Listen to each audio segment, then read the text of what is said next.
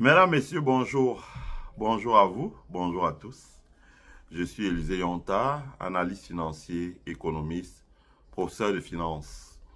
Je fais une présentation aujourd'hui intitulée Le fiasco de Bruxelles.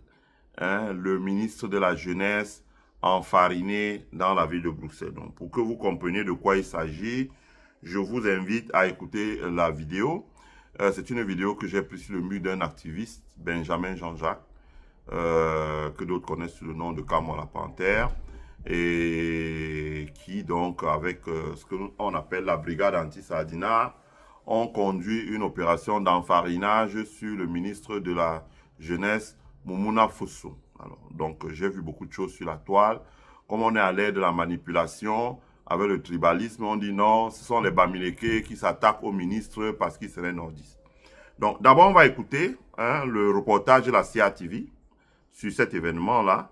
Et après, je reviendrai pour faire une analyse. La célébration de la 59e fête de la jeunesse se déporte à Bruxelles. C'est ici que sera clôturée la première édition du mois de la jeunesse dans la diaspora. Le ministre Moumouna Fosso, qui conduit une importante délégation camerounaise au pays du roi belge, a eu à son arrivée une séance de briefing et de dernier réglage avec les responsables de l'ambassade du Cameroun au Royaume de Belgique et le comité d'organisation. La diaspora camerounaise d'ici se félicite de ce choix. Je suis déjà fier qu'on ait choisi la Belgique pour cette cérémonie. Nous sommes la deuxième colonie en Afrique subsaharienne après les Congolais. Donc, ça, c'est l'ambassadeur du Cameroun qui parle. Donc, un dixième de la population belge.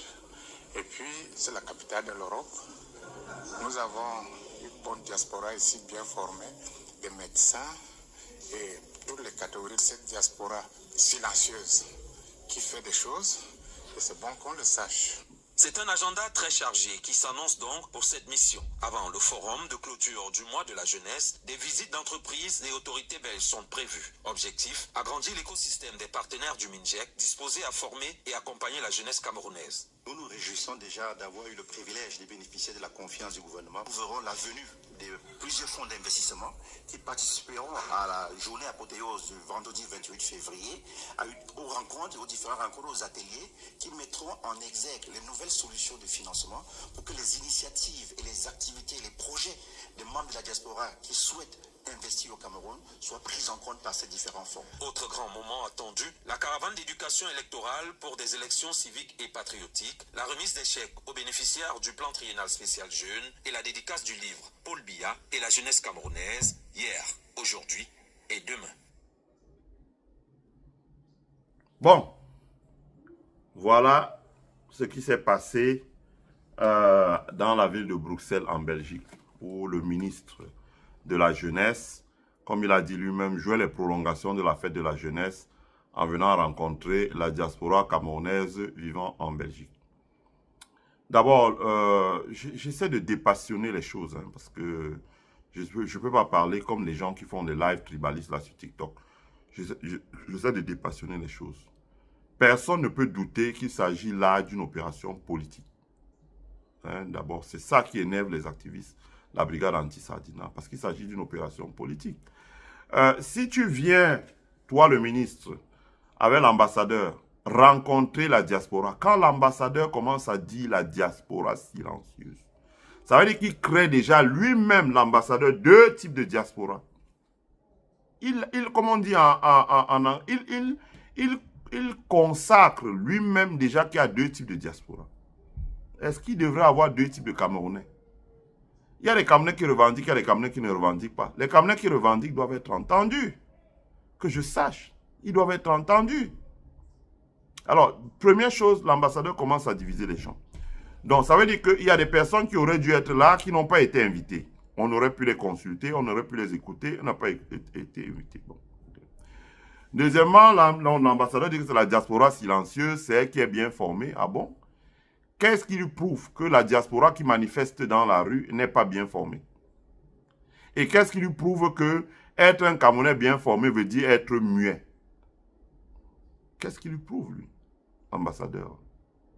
Et il parle comme ça parce qu'il est en poste. Parce que le jour où il ne sera plus en poste, il ne va plus parler comme ça. Le jour où on l'envoie à la retraite, il va parler différemment. Il va aller se mettre au quartier pour pousser les enfants dans la rue. Donc déjà, il fait un schisme sur deux catégories de Camerounais. Il y a les Camerounais silencieux, c'est eux qui sont les meilleurs. Et il y a les Camerounais qui sont bruyants, c'est eux qui ne sont pas les meilleurs. Première chose. Deuxièmement, le ministre est venu. Je suis désolé, je n'ai pas vu ce qu'il a dans son package.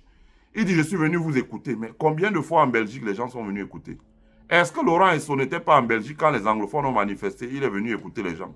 Et la suite de ça, ça a été quoi? Il a écouté, oui. Les gens ont posé les revendications, libérer nos frères qu'on a mis à Kondengi. On a libéré qui? Ils sont toujours à Kondengi, que je sache. Donc, il est venu écouter. Et après avoir écouté, c'est quelqu'un qui se présente en disant « Je suis le membre du Haut Conseil de la diaspora camerounaise » qui dit « Oui, il y aura des fonds d'investissement. » Où sont ces fonds? Qu'on nous donne les noms. Est-ce que la Belgique a déjà créé un fonds d'investissement qui a investi 1 centime en Afrique? Si c'est le cas, donnez-nous les noms. Donnez-nous les noms. Et Mounouma Fotson, qui s'est fait enfariner, il doit comprendre une chose. Là, en Europe, là, vivent des gens qui y sont depuis 30-40 ans. Nous, on était en France en 94. Même avant.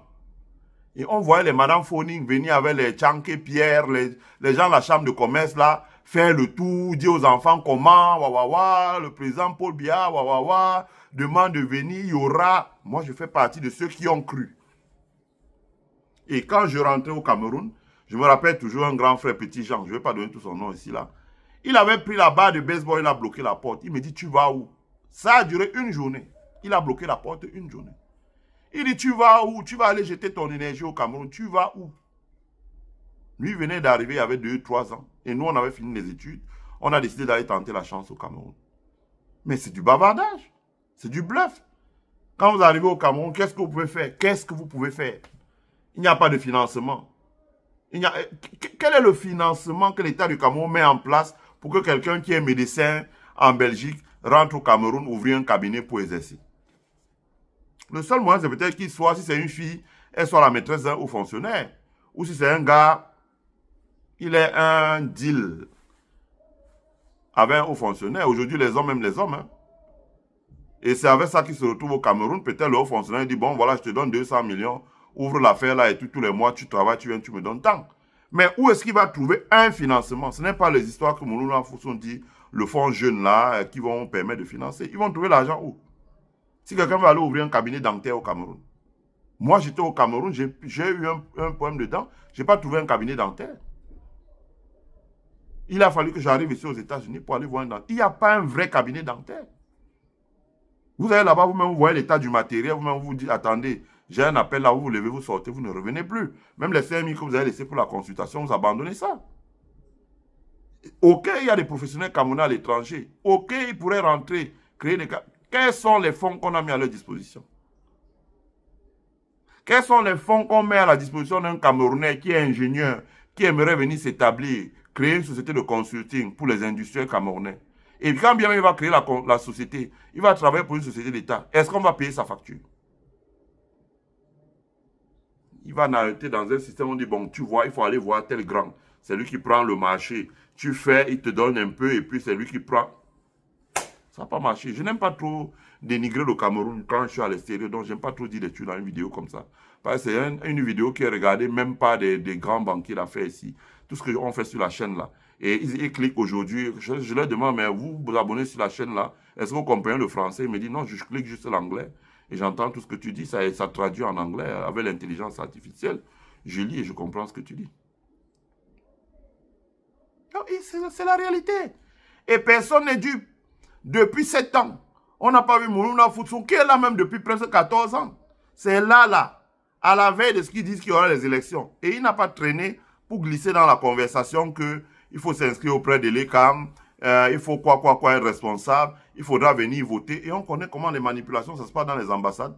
On prend vos numéros, on prend vos cartes d'identité, etc.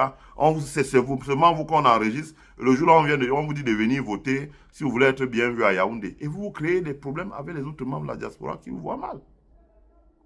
C'est de ça qu'il s'agit. Qu'est-ce qu'ils ont présenté de solide? Ils disent qu'il y aura des fonds d'investissement. Quels sont les fonds d'investissement?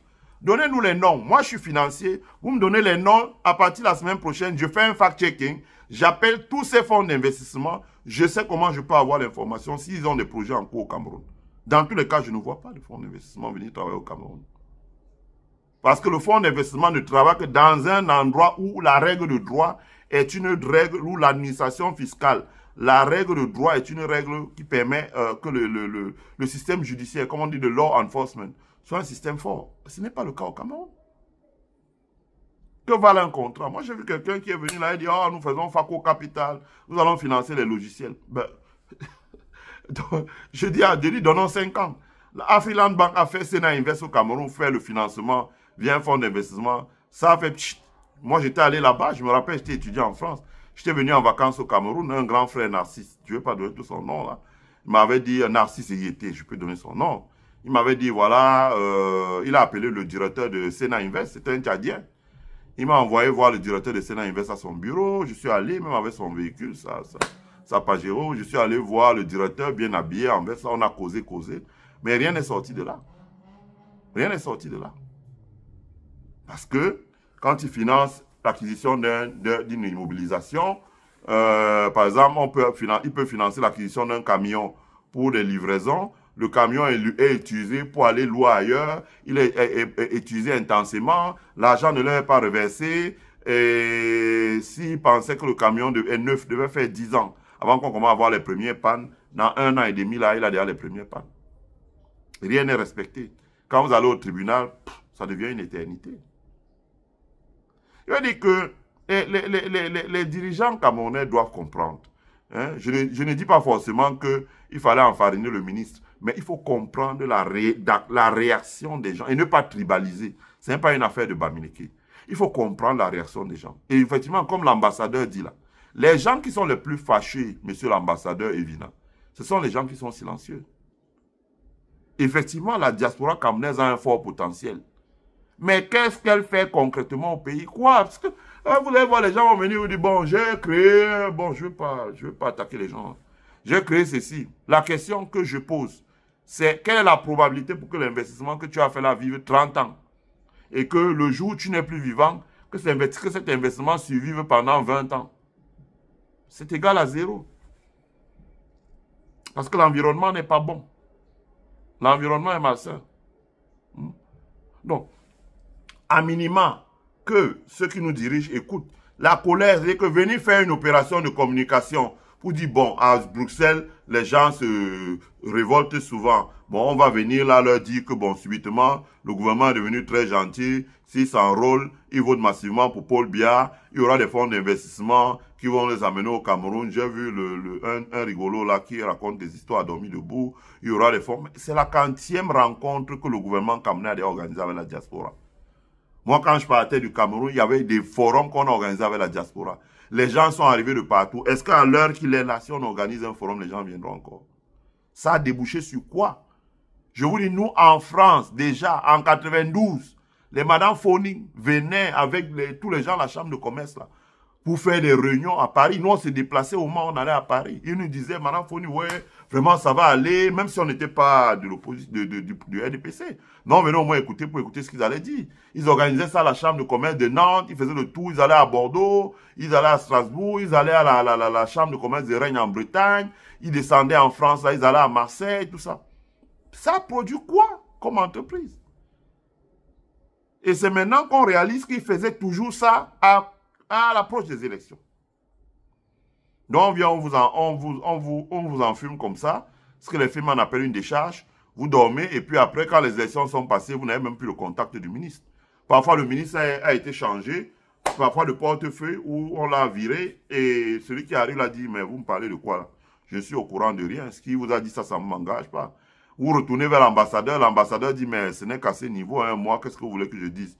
Je suis ambassadeur, je ne suis pas ministre. Et après quelque temps, l'ambassadeur lui aussi est muté, bah, ça reste l'être humain. Pourtant, on voit comment le Rwanda traite sa diaspora. On voit comment le Kenya traite sa diaspora. On voit comment la Tanzanie traite sa diaspora. C'est de ça qu'il s'agit. On attend que le gouvernement camerounais fasse des lois. Le gouvernement camerounais pense quoi? Vous ne pouvez pas venir, monsieur Mounouna Foussou, monsieur le ministre. Hein? Je ne vous déteste pas.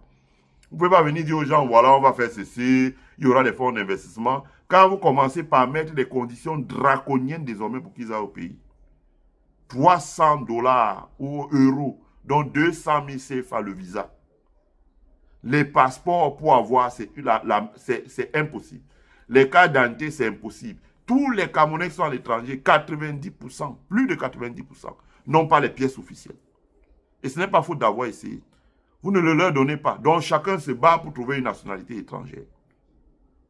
Vous ne leur donnez pas ça. Vous ne leur donnez pas ces documents. Vous ne leur donnez pas toutes ces choses-là. Alors vous pensez que quand vous avez fini de faire ça, vous attendez à quoi? Que les gens disent, voilà, on vous aime, on vous adore. Ce n'est pas possible. Ce n'est pas possible. Et donc, ça explique ce que vous avez vu, la réaction de la brigade anti-Sardina. Et je challenge l'ambassadeur du Cameroun en Belgique. Dans la foule de ce qu'on appelle brigade anti-Sardina, là, il y a des gens dont lui n'a ni le niveau académique, ni la qualification professionnelle. Parce que ce qu'il fait comme ambassadeur, là, je dis, il fait quoi? Il fait rien. Même Mami Makala, si on a mis ambassadeur à Bruxelles, elle peut le faire. Il y a des gens dont il n'a ni le niveau académique, ni l'expérience professionnelle. Il n'y a pas. Il n'a pas des gens. Il y a des gens dont il n'a pas le niveau. Donc, soyons un peu sérieux quand même. Je veux dire que faisons des choses, soyons un peu sérieux et mettons un peu les choses, je veux dire, je veux dire que vous ne pouvez pas faire ce qu'on appelle en anglais des containment rules. Vous mettez un corpus de loi pour bloquer totalement la diaspora, pour qu'elle ne puisse pas faire des choses au Cameroun. Et vous venez leur mettre la pommade en disant, voilà, il y a des fonds. La vidéo ne nous montre pas les responsables des fonds. Quels sont ces fonds? Quels sont les noms? On aurait aimé voir les responsables dans la salle qui nous disent, voilà, nous avons négocié avec le gouvernement camerounais, nous allons ouvrir une succursale au Cameroun, nous mettons 100 milliards de francs CFA qui va servir à faire ceci, le gouvernement garantit comme ça. On n'a rien vu de tout ça. On n'est même pas sûr si ce ne sont pas les fonctionnaires même de l'ambassade qui étaient assis là, soit disant que c'est les gens de la diaspora. Bon, il faut arrêter ça. Il faut arrêter ça, monsieur l'ambassadeur. Il faut arrêter ça. Si vous voulez concevoir des vrais programmes, venez, on va le faire à votre place. On va vous donner notre CV là.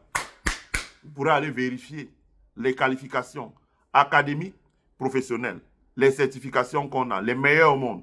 Et on va le faire pour vous gratuitement. Mais si vous avez vraiment la volonté, le problème c'est que vous n'avez pas la volonté de le faire. Hein? C'est ça qui fait problème. Hein? C'est ça qui fait problème. Et il est temps qu'on se tourne. Parce qu'on perd du temps. Non seulement on perd du temps, ce qui est nouveau maintenant, c'est que les autres pays, les nouveaux pays là, qui arrivent, la Côte d'Ivoire, le Sénégal, le Burkina, le Mali, le Niger, la Tanzanie, le Rwanda, le Kenya, le Mozambique, le Botswana, la Namibie, l'Afrique du Sud, etc. Ces pays-là commencent à faire la cour à la diaspora camerounaise. Je connais beaucoup de Camerounais formés en Allemagne qui sont allés s'installer en Côte d'Ivoire et qui travaillent tellement bien. Quand ils sont arrivés, ils vont à une réunion au ministère de la Santé en Côte d'Ivoire, on dit, bon, nous avons des besoins à Boaké, nous avons des besoins à Yamoussoukro, nous avons des besoins à Lakota, nous avons des besoins à Gagnoa, nous avons des besoins à San Pedro, nous avons des besoins à Korogo, nous avons des besoins à Man, etc., etc. Et si vous y installez, nous, l'État, nous allons prendre en charge ça, les gens vont payer, ça, nous vous donnons, par exemple, la possibilité de vous occuper de tous les malades de la l'ONACI, par exemple, qui sont dans la région où il y a Yamoussoukro, voilà, par exemple, et etc., etc., etc. Et ils travaillent, ils sont très bien payés. Et ils s'insèrent, le Camerounais, je peux vous montrer ici, j'ai les vidéos, je posterai ça sur ma page. Vous pourrez voir ça, ma page Élysée Yonta, quand j'aurai posté la présente vidéo, je posterai ces vidéos-là, donc vous pouvez regarder ça. Vous allez voir comment un Camerounais qui est arrivé, c'est un pharmacien formé à l'étranger, avec sa camarade ivoirienne, ils se sont mariés, ils se sont installés en Côte d'Ivoire, et quand ils se sont installés en Côte d'Ivoire, ils ont développé une grande industrie pharmaceutique en Côte d'Ivoire, ils ont développé, créé de très grandes affaires en Côte d'Ivoire, qui marchent très bien. Qui marche très bien. Il est décédé, malheureusement. Et donc, quand il est décédé, il y a une grande veillée qui a été organisée selon les rites et coutumes bamileke, comme il avait été anobli par le roi de chez lui, etc. Donc, il y avait beaucoup de monde qui était là. Je vais poster la vidéo sur la chaîne. Vous allez regarder sur la page Facebook, donc vous allez regarder la vidéo et vous allez vous-même comprendre. C'est de ça qu'il s'agit. Donc, voilà, la vidéo prend fin ainsi là. Je vais dire que le gouvernement camerounais doit se raviser. Les temps ont changé. On a laissé pourrir certaines pratiques de blocage, de containment, de cadenassement de la diaspora en se disant non, c'est les gens qui parlent un peu trop, il faut qu'ils restent à l'étranger là-bas, qu'ils ne reviennent plus. Malheureusement, ça s'est ouvert dans d'autres endroits. Ils sont partis dans d'autres pays, etc. etc. Et ce n'est pas le truc que Morona son organise là qui va faire revenir les gens. Moi, j'ai fini des brillantes études en France et je suis rentré au Cameroun. J'ai eu le courage. Et j'ai vu qu'un diasporais ne peut rien faire au Cameroun. Sauf s'il entre dans certains réseaux et il gère l'argent que les gens ont volé et lui donne et lui met à la tête des entreprises. Ça, c'est possible. Mais tu ne travailles pas, tu n'es pas un entrepreneur, tu es un exécutant. Tu te présentes comme un entrepreneur, mais tu n'es pas un entrepreneur. En dehors de ça, de part toi-même, tu ne peux rien faire. Tu ne peux même pas venir avec des partenaires, même américains, et dire que tu vas faire quelque chose au Cameroun. Tu ne peux rien faire. C'est dommage. C'est dommage. C'est vraiment dommage. Et le gouvernement camerounais doit tirer les leçons. Et ne pas dire la diaspora bruyante, la basse, les bamileke, ça c'est la faiblesse. Il vaut mieux ouvrir un dossier, un vrai dossier, travailler, écouter ce que les gens ont dit, faire appel aux vraies expertises et enfin faire quelque chose. Mais moi personnellement, je n'y crois pas. Je n'y crois pas. Après Paul Biya, oui. Et après Paul Biya, si c'est un homme en tenue qui est jeune, dynamique, comme les Ibrahim Traoré au Burkina, là, oui, il peut essayer de faire quelque chose. Mais si ce n'est que le système qui est là, je ne vois pas d'autre chose. Voilà, ma présentation s'arrête ici. Si vous avez des observations, laissez-les dans le chat. Exprimez-vous dans la courtoisie, pas d'insultes. Si vous insultez, je vais vous bloquer parce que je ne permets pas ça ici. Exprimez-vous poliment, dites ce que vous avez à dire et nous allons donner une réponse aux besoins. Voilà, donc je vous souhaite de passer une agréable journée. Abonnez-vous sur notre chaîne. Comme je dis, les statistiques de YouTube, c'est que 92% des gens qui regardent notre chaîne ne s'abonnent pas. Donc, abonnez-vous. Donc, ce ne sont pas des abonnés. Abonnez-vous, vous êtes très nombreux. Si vous vous abonnez tous, vous allez faire décoller la communauté qui est déjà à 8000 abonnés. Donc, imaginez si vous vous abonnez, on sera à 100 000 abonnés. Donc, c'est à vous de faire ce geste-là. Invitez vos amis, dites-leur de s'abonner. Ça permet de recevoir les notifications quand nous sommes en ligne. Et puis, souscrivez à notre membership ou thank you, car ici, le meilleur pour vous est à venir. Je vous souhaite une bonne et agréable semaine. Hein, voilà, dans la paix des bras. Bye.